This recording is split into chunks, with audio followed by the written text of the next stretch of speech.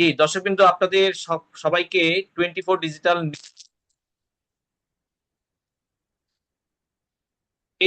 24 digital news দেশের জন্য, দেশের গণতন্ত্রের মান উন্নয়নের জন্য এবং বাংলাদেশের স্বাধীনতা সার্বভৌমত্ব রক্ষার অঙ্গীকার, সে অঙ্গীকারের ধারাবাহিকতায় কাম করে যাচ্ছে। আর আজকে আপনাদের আলোচ্য বিষয় হয়েছে বাংলাদেশে একজন মার্জিন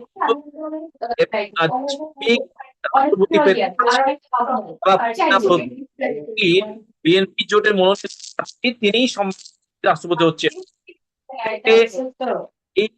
এই সাংবিধানিক প্রধান ব্যক্তি যিনি অভিভাবক হিসাবে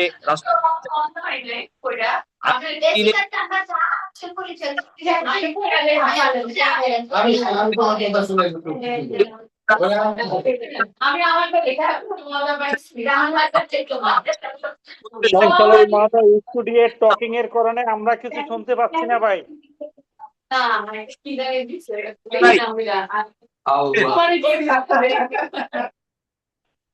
আপনি হট্টগোলের মধ্যে কথা বলতে পারবেন না তো ভাই, রেকর্ডিং হচ্ছে প্রোগ্রামটা।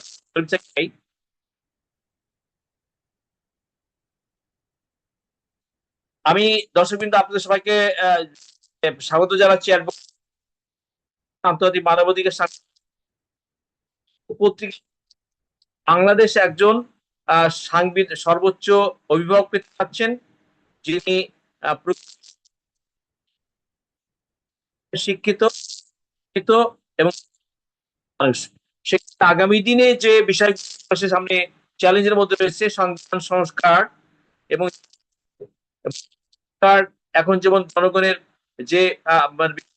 জনগণের নিত্য দিন আপনার নুন আনতে পান্তা সাবাস, সেই অবস্থার মধ্যে গ্যাস চুলা জ্বালানো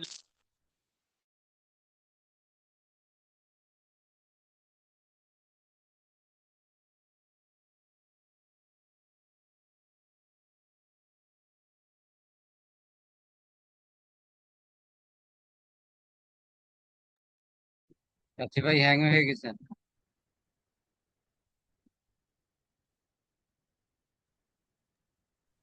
অর্থাৎ কোডিং দিয়ে যদি লং টাইম সময় ক্ষেপণ হয়ে যায়, এরপর মোবাইলে প্রবলেম হয়, তাহলে তো কথা বললে শান্তি পাওয়া যাবে না। আগামী দিনে জনগণের যে আকাঙ্ক্ষা এবং সাংবিধানিক প্রধান তিনি চাচ্ছেন প্রেসিডেন্ট জনাব ফখরুল ইসলাম আলমগীর, জনগণ যে প্রত্যাশা আছে এবং জুলাই রক্তাক্ত আন্দোলনে তিনি এই জায়গাটাকে স্বীকৃতি দেন। তো এই নতুন রাষ্ট্রপতির কাছে নাগরিক তাদের প্রত্যাশা থাকি এবং আগামী দিনে রাষ্ট্রের অভ্যন্তরে অর্থনৈতিক সমস্যা, নিরাপত্তা এবং আরো জুলাই সনদ বাস্তবায়নের যে চ্যালেঞ্জ মোকাবেলার ক্ষেত্রে একজন গার্ডিয়ান হিসাবে তাকে আপনার কিভাবে।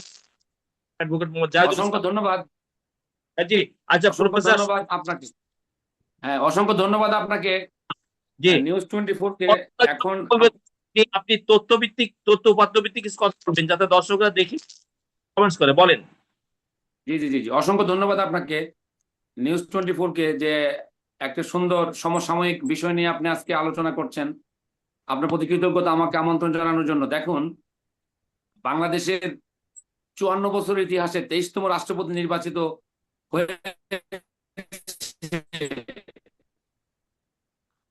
আমাদের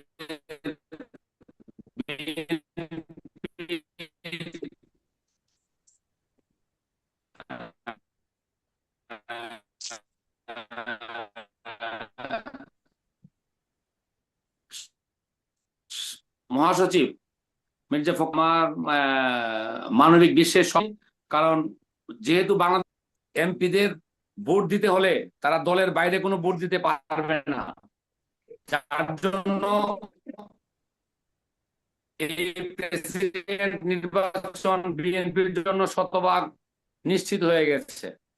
আর যদি এই আমাদের বাংলাদেশের সংবিধান ৭০ অনুচ্ছেদ না থাকতো, তাহলে প্রেসিডেন্ট কেউ হতো চাই পরিচালনা করতে পারে এবং সাধারণ মানুষ প্রত্যাশা, সেই প্রত্যাশার মধ্যে দেশকে একটি সুন্দর মানবিক বাংলাদেশ উপহার দেওয়ার জন্য আমাদের মাননীয় প্রধানমন্ত্রী চেষ্টা করে যাচ্ছেন।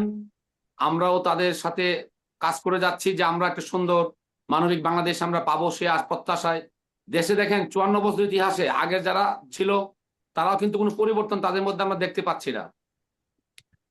তারা যদি তাদের মধ্যে পরিবর্তন না আসে, আপনি 70 অনুচ্ছেদ, সংবিধানের 70 অনুচ্ছেদ এই রাজনৈতিক দলগুলোর কাছেও এটা অযাচিত একটা পদ্ধতি যে বাংলাদেশের স্বাধীন নাগরিক হিসাবে একজন এমপি তার পছন্দের রাষ্ট্রপতি যিনি হন না কেন তাকে তার পছন্দের স্বাধীন রাষ্ট্রপতিকে ভোট দেওয়ার ক্ষেত্রে প্রতিবন্ধকতা আছে, ব্যারিয়ার আছে। 70 অনুচ্ছেদ বাতিল করার একটা রাজনৈতিক বিবেচনা আছে সব দলগুলোর কাছে। এই বিষয়টাকে আপনি কিভাবে দেখছেন? 70 অনুচ্ছেদ বাতিল হওয়া উচিত এবং আপনার একজন এমপি যদি স্বাধীন না থাকতে পারেন, স্বাধীনভাবে মতামত দেওয়া, স্বাধীনভাবে তার চাওয়াটাকে এমপি সাহেবের নিজস্ব চাওয়া আছে, এই জায়গায় স্বাধীনতা তো প্রশ্নের সম্মুখীন। জি বলেন। শুনেন আমরা আমরা 195টা দেশের রেমিটেন্স যোদ্ধা ওয়ারিড ফাউন্ডেশনের পক্ষ থেকে আমাদের মানে অ্যাডভোকেট NM ইসা ভাই এবং MA আব্দুর রউফ ভাই এবং আমাদের সংগঠন আছে রেমিটেন্স যোদ্ধা ওয়ারিড ফাউন্ডেশন, 195টা দেশের প্রতিনিধি তারা কাজ করতেছে এই সংবিধানের বলেন আপনি বলেন বাদ দেওয়ার জন্য। এবং আমি এটার সাথে সহমত, যেহেতু একজন সংবিধানের যেহেতু বাংলাদেশের সংবিধান এমপি যদি স্বতন্ত্র না থাকে, সে সত্য কথা না বলতে পারে, এদেশে সে কিসের এমপিগিরি করবে? এটা আপনার চ্যানেলের মাধ্যমে আমি বিশ্ববাসীকে জানাতে চাই। আমরা যদি আমাদের নিজস্ব মতামত, যেমন একটা লোক খুন করে সেটা বুক ফুলায় চলবে, তা কিভাবে হয়? আমরা এখন দেখতে পাচ্ছি যে সমাজে অন্যায় অবিচার করে তারা সমাজে এমপি মন্ত্রী হচ্ছে, এটা খুবই দুঃখজনক। এটা আমরা মেনে নিতে পারি না। সাধারণ মানুষ সেটা কোনো সময় মেনে নেবে না। আমজনতা যখন আবার একত্রিত হয়ে যাবে, তখন যে ফ্যাসিস্ট সরকারের যে অবস্থা হয়েছে তাদেরও সেই অবস্থা হবে বলে আমি বিশ্বাস করি। তাই আসুন আমরা আমাদের স্ব জায়গা থেকে, মানবিক দৃষ্টিভঙ্গি থেকে, সেবার কোনো বিকল্প নাই, আমাদের সেবক হতে হবে বন্ধু, মানুষ হতে হবে। আমাদের মানবিক দৃষ্টিভঙ্গি যদি আমরা বিল্ড আপ না করতে পারি, সে যেই দলেরই হোক সে বেশি দিন সাস্টেন করতে পারবে না, এটা আমি বিশ্বাস করি। যেরকম আমরা দেখেছি এই 300-600 এমপি মন্ত্রী আজকে কোথায় আছে? তারা দেশ থেকে পলাতক, তারা দেশের বাইরে আছে, তারা দেশের জন্য কিছু করতে পারে নাই। কিন্তু আমরা চাই এই দেশকে যারা ভালোবাসবে, ব্যক্তির চেয়ে দল বড়, দলের চেয়ে দেশ বড়, আমরা চাই একটি স্বাধীন সার্বভৌম দেশে এই যে 54 বছর বয়সে যে যতটুকু অবদান রেখেছে তাদেরকে স্বীকৃতি দিতে হবে। সে যাই হোক, আমরা যারা ভালো কাজ করবে তাদেরকে অ্যাপ্রিসিয়েট করতে হবে এবং যারা খারাপ কাজ করবে তাদেরকে বলতে হবে। আপনি যদি অপরাধ করে মাপ পেয়ে যান তাহলে কিন্তু আপনি বেশি দূর এগোতে পারবেন না। আমাদের দেশের জনগণ এখন দেখেন এই যে মবের সৃষ্টি হয়ে গেছে, কোনো জায়গায় আপনি অন্যায় অবিচার করে ছুটে যেতে পারবেন না। সব পাবলিক গণধুলাই খাচ্ছে। এখন কেন খাচ্ছে? এমপি মন্ত্রীরাও কিন্তু তার বাইরে যাচ্ছে না, কারণ জনগণ সচেতন। এখন আপনি ইচ্ছা করলে অন্যায় করতে পারবেন না। এই যে মানুষের মধ্যে সচেতনতা আসছে, এটা ভালো দিক আমি মনে করব। আর আমাদের যে ইন্টারিম গভর্নমেন্ট ছিল, তারা এই যে বাচ্চা ছেলেদের উপর ক্ষমতা দিয়ে তারা তাদেরকে নষ্ট করে দিয়েছে। এই তাদের অ্যাটিটিউড প্রবলেম, ফাউন্ডেশন প্রবলেম, তাদের দৃষ্টিভঙ্গি পজিটিভ প্রোঅ্যাক্টিভনেস না, যার জন্য সমাজে আরো বিশৃঙ্খলা সৃষ্টি হচ্ছে। এটা তো হলো আপনি এত ছাত্র প্রাণ দিল, প্রফেসর ডক্টর শরীফ আব্দুল সাকি 1000 উপরে স্টুডেন্ট প্রাণ দিল। বাংলাদেশ কি 52 ভাষা আন্দোলন থেকে শুরু করে 1 বার 2 বার 3 বার 4 বার 5 বার 7 বার ছাত্ররা প্রাণ দিচ্ছে, শ্রমিকরা প্রাণ দিচ্ছে, রাজনৈতিক নেতাকর্মীরা প্রাণ দিচ্ছে। আর কত প্রাণ ঝরালে বাংলাদেশের সংবিধান সংস্কার হবে, বাংলাদেশের রাষ্ট্র কাঠামো সঠিক জায়গায় যাবে? আর কতবার আমাদের প্রাণ দিব? এইভাবেই কি ছাত্ররা প্রাণ দিতে থাকবে? তার যথার্থ মূল্যায়ন কি পাবে না? জি বলেন। অবশ্যই অবশ্যই অবশ্যই আমাদের দেশের একটা মানুষের রক্ত বৃথা যেতে দেবে না। এই সাধারণ জনগণ তার বিচার করবে। আমরা যদি আমাদের স্ব জায়গা থেকে এই যে সংবিধান 70 অনুচ্ছেদকে সংশোধন না করতে পারে, এটা জাতি হিসেবে আমরা ব্যর্থ। আমরা চাই এই সংবিধানের 70 অনুচ্ছেদকে সংশোধন করে যারা সংসদ সদস্য, পার্লামেন্টের সদস্য নির্বাচিত হবেন, তাদের মতামত যাতে প্রকাশ করতে পারে। এটা ছাড়াও তো আপনারা শুনেন, এটা ছাড়াও তো বিশেষ করে জনগণের মৌলিক অধিকার সংবিধানে কাগজে আছে, বাস্তবে তার আমরা প্রয়োগ পাই না। কারণ আপনার প্রতিষ্ঠিত ধনিক শ্রেণী রাজনৈতিক নেতারা আইনকে তাদের করায়ত্ত করে নেই। সাধারণ মানুষের পক্ষে আইনের শাসন সুশাসন পায় না। আপনি সরকারি একটা অফিসে গেলে ঘুষ ছাড়া আপনার কোনো কাজ টেবিলে করবে না, আপনাকে নাজেহাল করবে। এই যে সুশাসন প্রতিষ্ঠার ক্ষেত্রে যে অন্তরায়গুলো আছে, সেক্ষেত্রে মানে রাষ্ট্রীয় কাঠামোগত যে মানে সংস্কার, সেই জায়গাতে আসা তো জরুরি প্রয়োজন না জনগণের সুশাসনের জন্য? বলেন। অবশ্যই অবশ্যই এর সাথে আমি একমত যে আপনি যে কথাটা বলেছেন, আপনার প্রত্যেকটা সেক্টরে রন্ধ্রে রন্ধ্রে আমাদের দুর্নীতি ঢুকে গেছে, এর থেকে আমাদের বেরিয়ে আসতে হবে। শুধু এখন দেখেন 17 বছর যারা করে গেছে, এখন শুধু মানুষের মুখ চেঞ্জ হয়েছে, মানে চেহারা চেঞ্জ হয়ে গেছে, যিনি রাষ্ট্রপতি কাজকর্ম হতে কোনো কিছু যাচ্ছেন চেঞ্জ তিনি হয় কিন্তু নাই। কিছুদিন আগে দুঃখ করে বলছেন, আমরা সুশাসন দিতে বোধহয় আমরা সুশাসন সঠিকভাবে সুশাসন দিতে পারছি না, আইনের শাসন এবং সুবিচারের ক্ষেত্রে আমরা যেতে পারছি না বাংলাদেশ। মির্জা ফখরুল সাহেব কিন্তু উনি আজকে এখন এই কথা বলেছেন। মাননীয় আমাদের রাষ্ট্রপতি যে উনি কিন্তু ক্ষোভ বর্তমান প্রকাশ করেছেন, দুঃখ প্রকাশ করেছেন এই ব্যাপারে, বর্তমান যে সুশাসন, আইনের প্রেসিডেন্ট নির্বাচিত আইনের শাসন, হয়েছেন, সুশাসন, উনি সুবিচারের ক্ষেত্রে। বলেন। উনি এই কথা বলেছেন, উনি এই কথা বলেছেন। আমরা আশা করব, হ্যাঁ আমরা আশা করব যাতে ওনার যে চিন্তা চেতনা, উনি কিন্তু এই কথাগুলো বলেছেন, বিদ্যুৎ নাই, গ্যাস নাই, বিদ্যুতের সংকট চলতেছে, তারপরে গ্যাসের সংকট চলতেছে। এগুলি আমাদের দেশে বিদ্যুতের অভাব নাই, গ্যাসের অভাব নাই, সবই আছে, শুধু সুষম বন্টনের অভাব।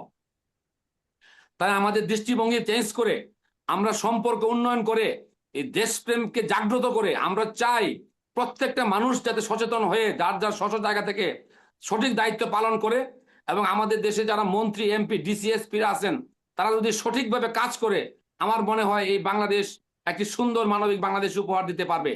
এই দেখেন সুপ্রিম কোর্টে আইনজীবীদের নিয়োগ নিয়ে ভেজাল হচ্ছে, তাদের মধ্যে তারা দলীয়করণ করছে, আরেক দল অ্যাটর্নি জেনারেলের বিরুদ্ধে উল্টাপাল্টা কথা বলতেছে। এগুলি, এই সমস্ত শব্দ আমরা শুনতে চাই না।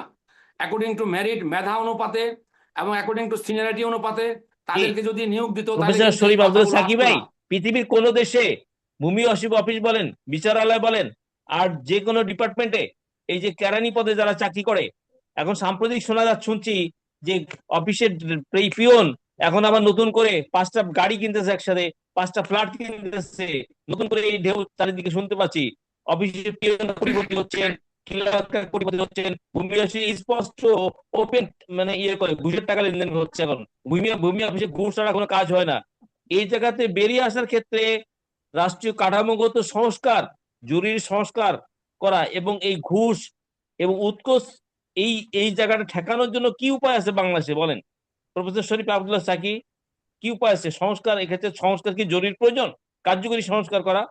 শুধু ডিসিএসপি যদি সৎ হয়ে যায়, একটা বাংলাদেশে কোনো একটা প্রাণীও দুর্নীতি করতে পারবে না। শুধু ডিসিএসপি, এমপি, মন্ত্রীগুলা সৎ হয়ে গেলে, এই 4টা জিনিস বললাম, ডিসি, এসপি, এমপি, মন্ত্রী, এইগুলা যদি ভালো কাজ করে, জনগণের সেবক হয়, একটা দুর্নীতিও মানুষ করতে পারবে না, এবং সবাইকে ধরা সম্ভব।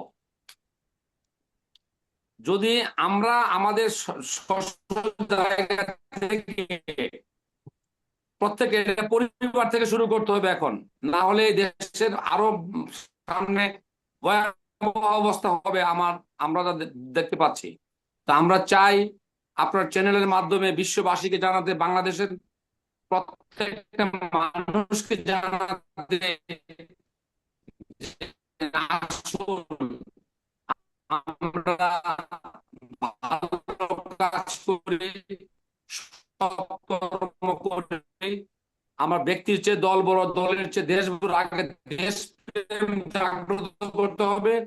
আমরা মানুষকে মূল্যায়ন না করে দেশকে মূল্যায়ন করে, দেশকে ভালোবেসে আমরা যদি আমাদের লক্ষ্যে পৌঁছাতে, এখন দেখেন মানে যেখানে যাচ্ছে সেখানে মব সৃষ্টি হচ্ছে, মানে আওয়ামী লীগকে ধরপাকড় করছে, বিএনপি যে কাজগুলা, আওয়ামী লীগ যে কাজগুলা করতো, সেম কাজ বিএনপি করতেছে, গতকালকে ক্ষমতাসীন দল থেকে সেম কাজ করতেছে। এগুলি আপনার থেকে বেরিয়ে প্রধানমন্ত্রী আসতে সহকারী স্টেটমেন্ট দিয়েছেন, দুর্নীতির ক্ষেত্রে জিরো টলারেন্স, কিন্তু প্রত্যেককে যার আমাদের যার কাছে মতের তথ্য আছে অধিকার দিতে হবে। এখন অফিসের আর পিয়নও মন্দ কাজ করলে লাখ লাখ টাকা আমাদের কবি ঘুষ সাহিত্যিক লেনদেন করেন, গুলি করেন। অফিসের আমার ক্লার্করা মনে কোটি হয় কোটি টাকা নানান ধরনের উৎকোচ নিয়ে 3টা ফ্ল্যাট, 5টা ফ্ল্যাট, 10টা ফ্ল্যাট কিনছেন।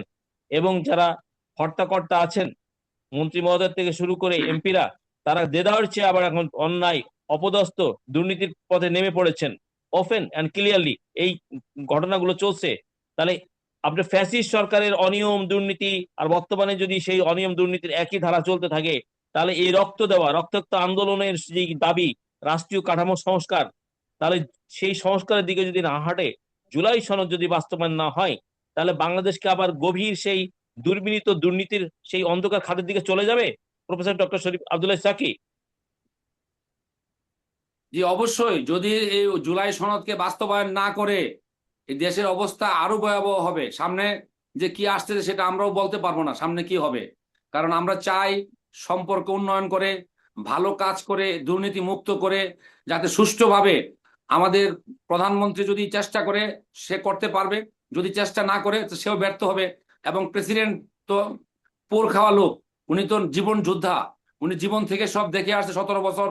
উনি একটা দলের মহাসচিব ছিলেন এবং উনি যে চিন্তা চেতনা এটা যদি বাংলাদেশে পাশাপাশি প্রপার যিনি ইমপ্লিমেন্ট বিদ্যুৎ ও করতে জ্বালানি পারে। মন্ত্রী আছেন, তিনি 2001 থেকে 6 সালে ছিলেন, তখনই কিন্তু তিনি বিদ্যুৎ সমস্যার সমাধান করতে পারেন নাই। আপনার বাংলাদেশের চাহিদা অনুযায়ী যে তৈল বা গ্যাস পেট্রোলের সংকট তখনও দেখা দিয়েছিল, তিনি সমাধানে উল্লেখযোগ্য কার্যকরী ভূমিকা রাখতে পারেন নাই। সেই রিপোর্ট আমাদের কাছে আছে, আমরা যারা মিডিয়ার সাথে আছি। এখন বর্তমানে তিনি পরশুদিন বলছে আমি অপারগতা প্রকাশ করছি, এই সমস্যার সমাধানের সেই অপারগতা চাবিকাঠি প্রকাশ আমার করলে কাছে নেই। পদত্যাগ করুক। কিন্তু এখানে সাম্প্রতিক যারা সময়ে এক্সপার্ট আছে, আমি একটা আইন দেখছি 2010-11 সালের খনিজ পেট্রোলিয়াম, আপনার পেট্রো বাংলার একটা আইন।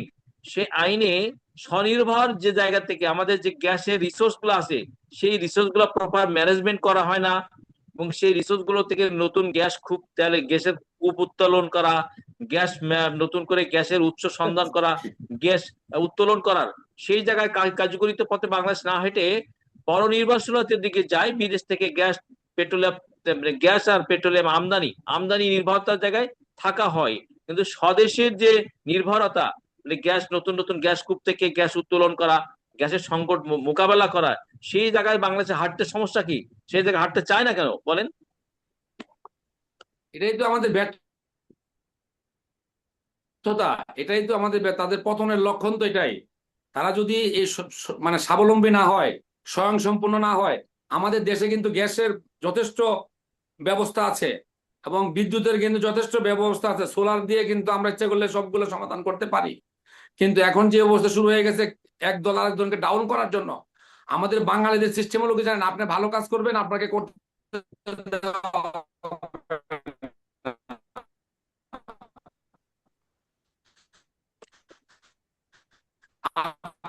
নেটওয়ার্ক প্রবলেম জনাব প্রফেসর ডক্টর শরীফ আব্দুল্লাহ সাকি, আপনাকে ধন্যবাদ। এই পর্যায়ে অ্যাডভোকেট মোহাম্মদ জাহিদুল ইসলাম, আপনি আমাকে শুনতে পাচ্ছেন? জি, শুনতে পাচ্ছি ভাই।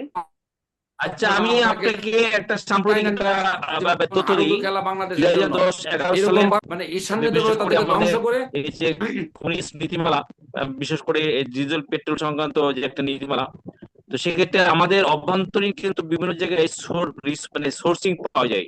সেই সোর্স থেকে রিসোর্স করা হয় না গ্যাস। নতুন গ্যাসের সন্ধান পেলে আর্লিয়ার বা খুব কুইক অপারেশন করে সেই গ্যাসের নতুন কূপ খনন করা, সেখান থেকে গ্যাস সোর্সিং করা, সেই জায়গায় যেতে চায় না আমলাতান্ত্রিক জটিলতা।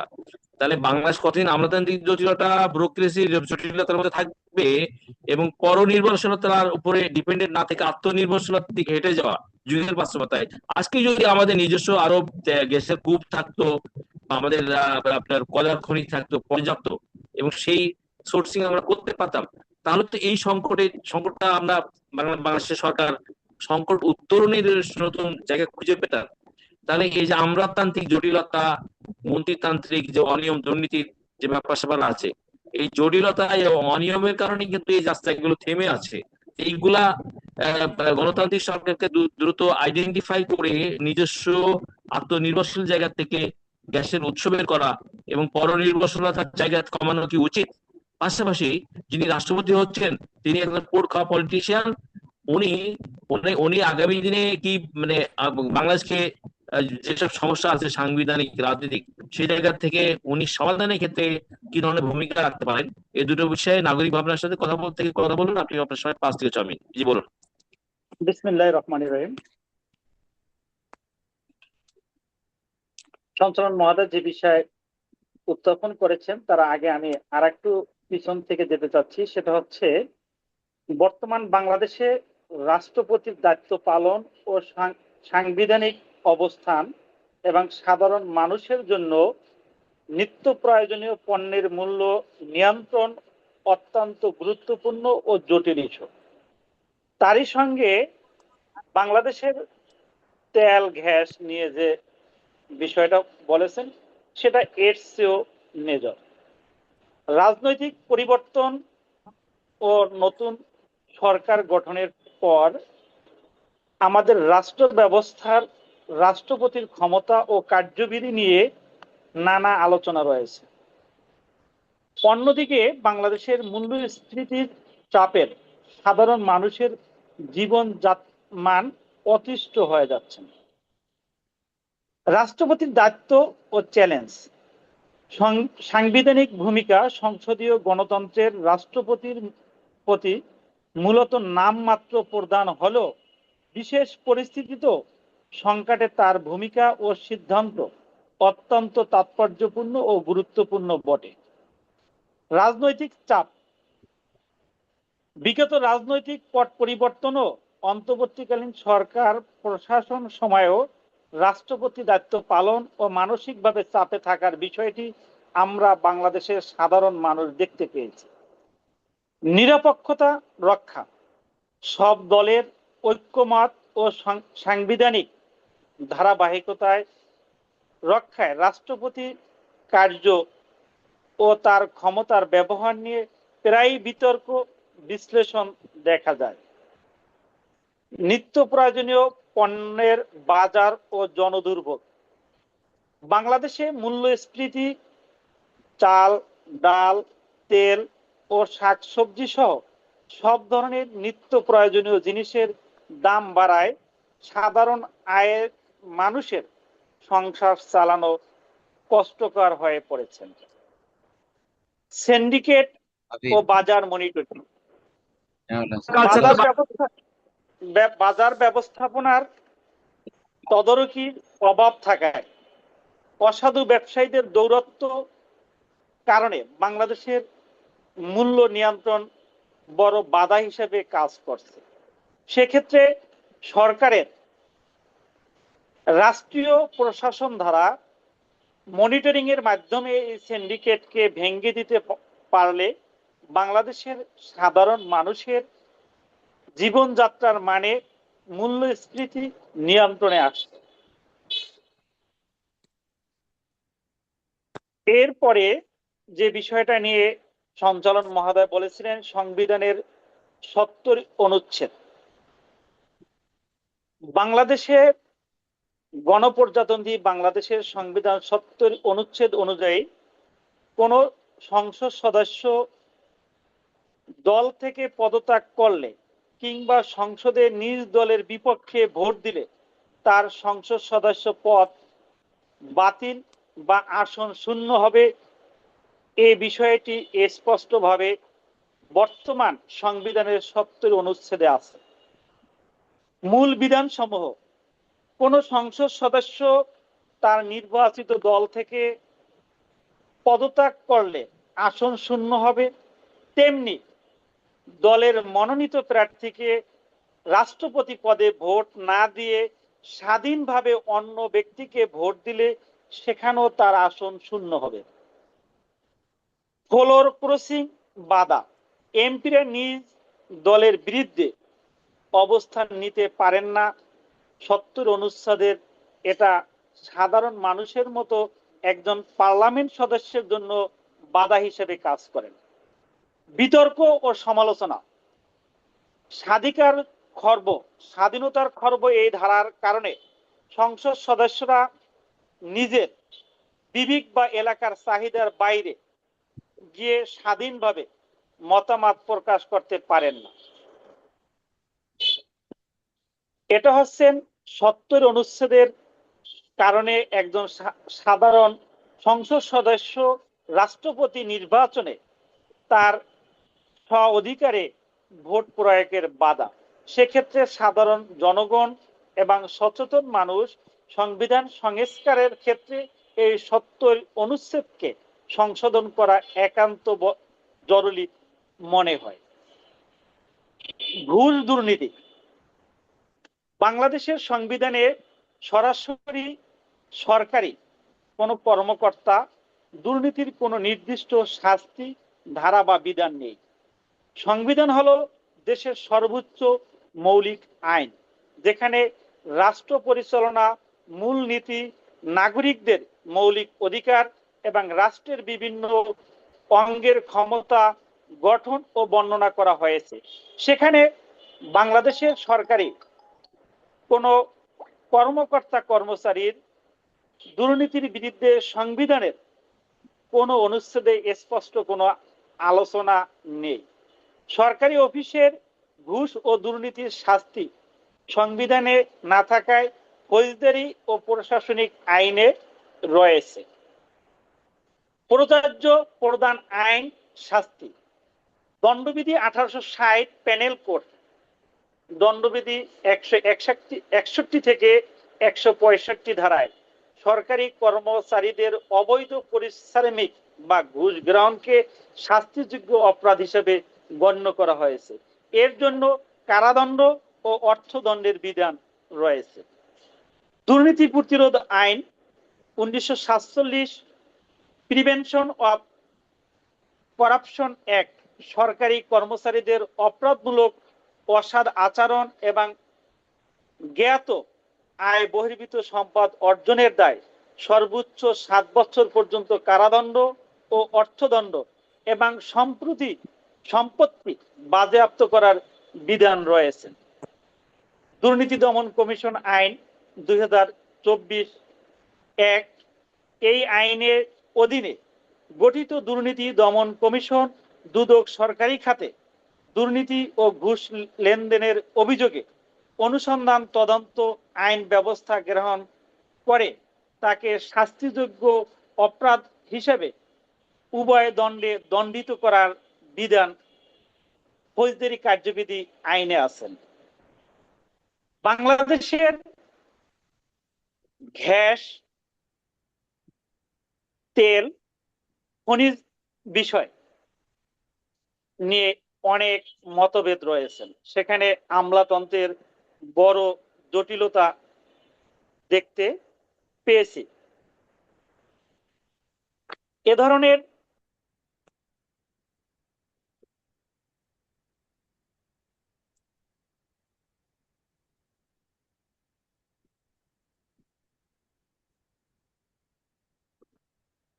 আপনি মিউটে আছেন, মিউটটা ক্লিয়ার করে নেন। অ্যাডভোকেট জাহিদুল ইসলাম ব্রাদার, আপনি মিউটে আছেন, মিউটে। জি বলুন, আরো 2 থেকে 3 মিনিট আমার কথা কি বলুন। শোনা আরো যাচ্ছে? 2 থেকে 3 মিনিট বলুন, শেষ করে দিব। জি হ্যাঁ, আরো 2 থেকে 3 মিনিট বলেন। আমি বলতে চাচ্ছি কিন্তু কথা আমার শোনা যাচ্ছে কিনা এটা জানতে চাচ্ছি। বাংলাদেশের প্রধান প্রাকৃতিক গ্যাস উত্তোলন শুরু হয় 1957 সালে সিলেটের হরিপুর গ্যাস ক্ষেত্র থেকে। বর্তমানে দেশের মোট 30টি গ্যাস ক্ষেত্র আবিষ্কৃত হয়েছে, যার মধ্যে প্রায় 20টি ক্ষেত্র থেকে গ্যাস উত্তোলন করা হচ্ছে। তিতাস ও বিভিন্ন দেশের প্রধান সবচেয়ে বড় গ্যাস উৎপাদন ক্ষেত্রের গুলো অন্যতম। ঐতিহাসিক পটভূমি আবিষ্কার প্রথম আবিষ্কার 1955 সালের সিলেট হরিপুরে প্রথম গ্যাস পাওয়া যায়। উত্তোলনের দিক থেকে বাংলাদেশ কর্মদক্ষ এবং আমলাতন্ত্রের জটিলতার কারণে আমরা সেই গ্যাস থেকে পর্যাপ্ত সেবা পাচ্ছি না। উত্তোলন শুরু 1957 সালে হরিপুর থেকে আনুষ্ঠানিকভাবে গ্যাস উত্তোলন শুরু হয়। সর্বশেষ আপনাকে আইডি দিচ্ছি ভাই। সর্বশেষ 1957 সর্বশেষ বাংলাদেশের দক্ষিণ অঞ্চলে ভোলা জেলায় ইলিশা গ্যাস ক্ষেত্র আবিষ্কৃত হয়েছে। বর্তমান অবস্থা ও মোট মজুদ দেশের উত্তোলনযোগ্য প্রমাণিত ও সম্ভাব্য গ্যাসের প্রায় 29.74 ট্রিলিয়ন ঘনফুট টিএসএফ মজুদ থাকা সত্ত্বেও বাংলাদেশের আমলাতন্ত্রের জটিলতার কারণে আমরা গ্যাসের দূর অবস্থানে বাস করতেছি। আজকে আমাদের দুমুঠো ভাত ডাল রান্না করে খাবারের মতো ব্যবস্থা হচ্ছেন না বাংলাদেশের গ্যাসের দুর্ভোগের কারণে। ব্যবহৃত গ্যাস আমি আপনার কাছে আসছি। জি শুনেন, আমি আপনার কাছে আসছি। বাংলাদেশের স্বাধীন ভাষার জন্য প্রাণ দিল, ভাষার জন্য আমরা প্রাণ দিলাম, স্বাধীনতার জন্য প্রাণ দিলাম, সংবিধান সংস্কারের জন্য প্রাণ দিলাম। এরপর যদি কার্যকরী সংস্কার না হয়, এই যে জনগণের যে প্রত্যাশা সেটা পূরণ না হয়, বারবার রাজনৈতিক দল যদি ব্যর্থ মানে এই রাজনৈতিক দল দায় এবং দায়িত্ব থেকে পূরণ করতে ব্যর্থ হয়, আবার নতুন করে যদি রক্তাক্ত আন্দোলন হয়, রক্ত ঝরায়, সেটা বাংলাদেশের জনগণ হিসাবে কি এটা আমরা মানে গর্বিত বোধ করব? ভালো মেসেজ? না এর থেকে বেরিয়ে আসার জন্য রাজনৈতিক দলগুলো জনগণের আকাঙ্ক্ষা প্রত্যাশা পূরণ করবেন? অ্যাডভোকেট মোহাম্মদ জাহিদুল ইসলাম, আপনি মিউট হয়ে গেছেন, আবার মিউটটা ক্লিয়ার করে নিন।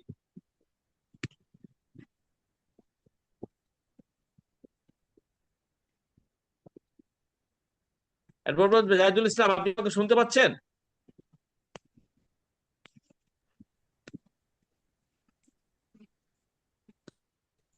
যে বিষয়টা সঞ্চালন মহোদয় বলেছেন, 52-এর ভাষা আন্দোলন, 52-এর ভাষা আন্দোলনে শহীদের আত্মত্যাগের মাধ্যমে বাংলা আমাদের রাষ্ট্রভাষা হিসেবে স্বীকৃতি পায়। বাংলা ভাষার মর্যাদা রক্ষা ও সংবিধানের স্বীকৃতির জন্য বাঙালি জাতিকে অনেক রক্ত ও প্রাণ দিতে হয়েছে। 1952 সালের 21শে ফেব্রুয়ারি সালাম, বরকত, রফিক, জব্বার সহ নাম না জানা অনেকেই রাজপথে প্রাণ দিয়েছে। ভাষা আন্দোলনের ইতিহাসে 1952 সালের 21শে ফেব্রুয়ারি রাষ্ট্রভাষা বাংলার দাবিতে ছাত্র জনতা মিছিল বের করে পুলিশের গুলিতে নিহত হন সালাম, বরকত, রফিক, জব্বার ও শফিউর সহ অনেকে। 1956 সালের সংবিধানে বাংলা পাকিস্তানের অন্যতম রাষ্ট্রভাষা হিসাবে স্বীকৃতি পায়। স্বাধীন বাংলাদেশে 1972 সালে সংবিধানের 3 অনুচ্ছেদে বাংলাকে একমাত্র রাষ্ট্রভাষা করা হয়।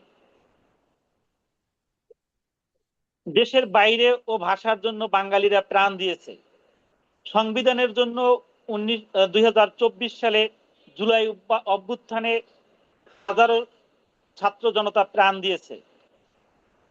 আমরা যদি রাজনৈতিক মহল তাদের মাইট ইজ রাইট, জোরজার মুল্লুক তার এই প্রবন্ধতা থেকে বের হয়ে না আসতে পারি, তাহলে আমাদের অতীতের 52, 69, 1971, 2024-এর আন্দোলনের মতো বারবার আন্দোলন সংগ্রাম করে বাংলাদেশের সাধারণ মানুষের প্রাণ দিতে হবে। কিন্তু যতক্ষণ পর্যন্ত রাষ্ট্র কাঠামোর ক্ষমতাসীন দল বা রাষ্ট্রের কর্তা যারা, তারা স্বাধীন চেতনায় সার্বভৌমত্ব রক্ষায় স্বাধীনতার স্বাদ ও আস্বাদ গ্রহণ করার সুযোগ সাধারণ মানুষকে দিতে ব্যর্থ হবে, ততদিনে এদেশের মানুষ স্বাধীনভাবে বাস করে স্বাধীনতার স্বাদ গ্রহণ করতে পারছেন না। কারণ আমাদের দেশে যে দল ক্ষমতায় আসে, সে দল এক না একতন্ত্র হিসেবে রাষ্ট্র কায়েম করতে চায়। গণতন্ত্র হিসেবে রাষ্ট্র কায়েমের সংবিধান এবং আলোচ্য বিষয় থাকা সত্ত্বেও আলোচনায় রূপ দেখা যায় না। যেমন অতীতে ফ্যাসিস্ট সরকার দীর্ঘ 17 বছর তাদের এক না একতন্ত্র কায়েম করেছেন। 2024-এর আন্দোলন সংগ্রামের পরে অন্তর্বর্তীকালীন